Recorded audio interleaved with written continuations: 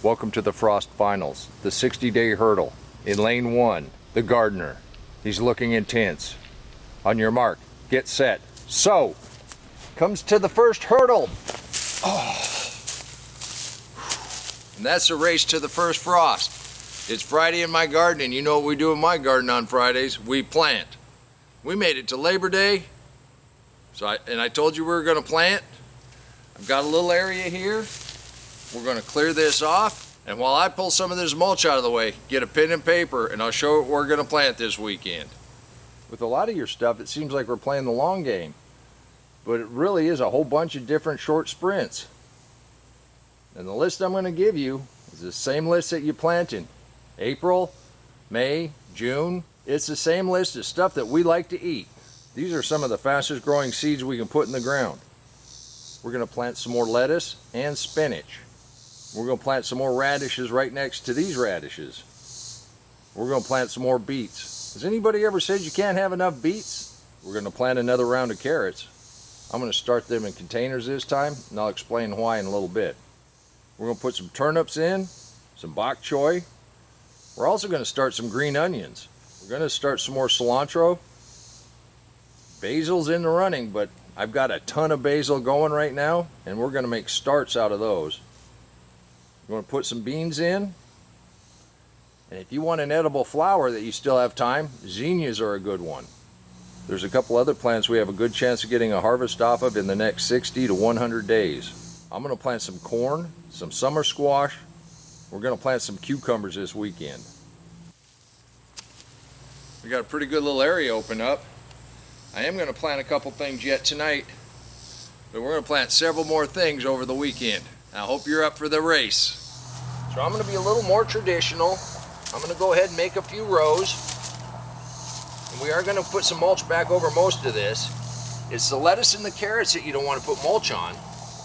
So I'm going to do 2 rows back here, and I'm going to plant corn, and we're going to take the gamble that they finish the race.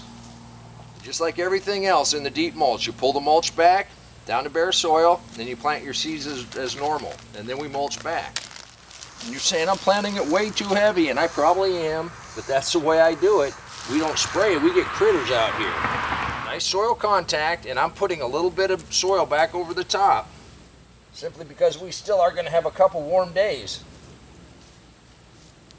The mornings are beautiful, 60s and 70s. It's going to be in the 90s a few more times before we turn into winter. And then we'll still have another 20 or 30 days before we have to even worry about frost. So I've got 2 rows of corn in. Now we're also going to plant a little bit more summer squash. These grow really fast, and we got a chance of having a squash within the next 40 days just by planting them. And I'm just going to barely stick them in the ground, like Ruth Stout, just a little soil contact. All right, so we've got corn and squash. Now I'm planting another row of bush beans. Kind of like these purple beans. And I'm just barely poking that into the soil with my finger.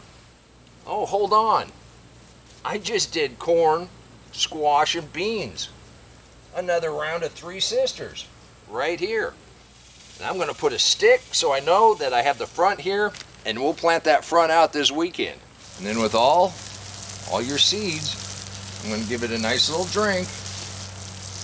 And every one of these push up through the mulch pretty easily. So to help hold that moisture in the soil, we're just going to put a light little layer of mulch over it. This isn't very thick, but it will help. You see what we're putting down? This is a mixture of sawdust, leaves, some grass, some hay. It's just Wayland's mixture of mulch. We have this open area here, and we'll plant a few things there tomorrow. While we're over here, let's go ahead and water these radishes that aren't very old. Before you give up and say that list is the same thing we always plant. Well, yeah, it is.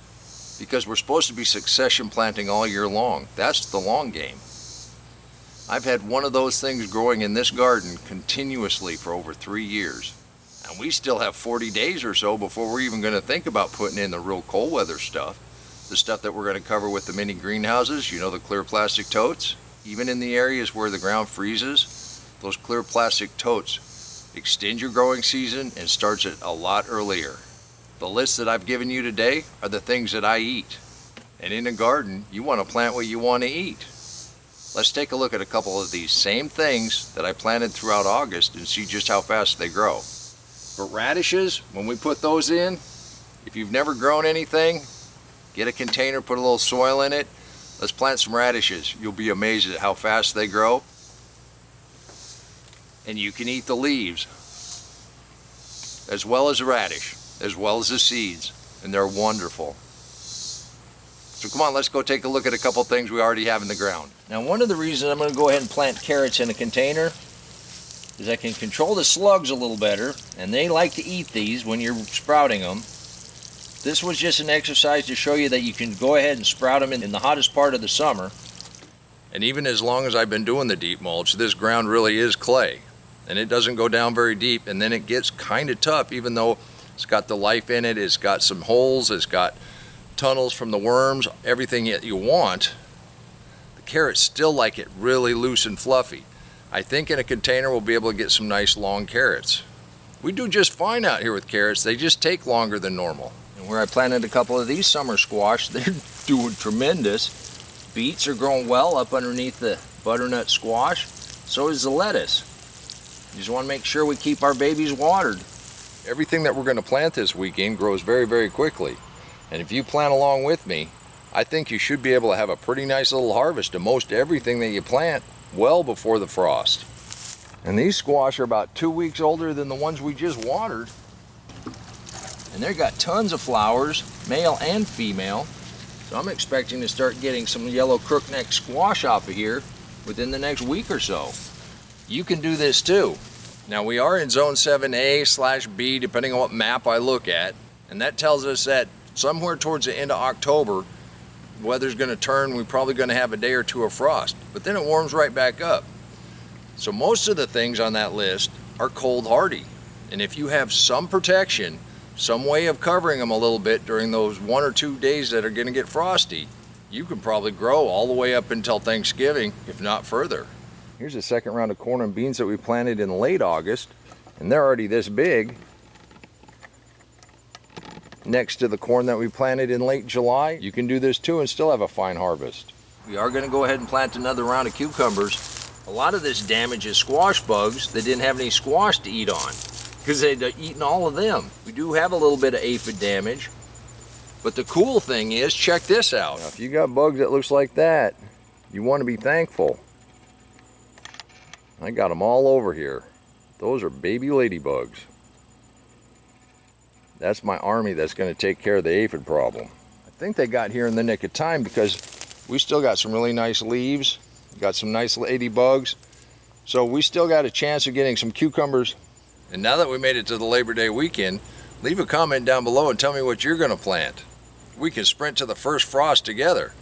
We can see what crosses the finish line, and I hope you join me for this. This is what makes gardening fun. And if you'd like to learn a little bit more about the deep mulch, click that link right there and I'll meet you back in the garden. And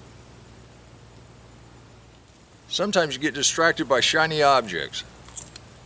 And if you'd like to learn a little bit more about the living soil, click that link right there and I'll meet you back in the garden. And until next time, remember, take care of yourself, take care of your family, and God bless you.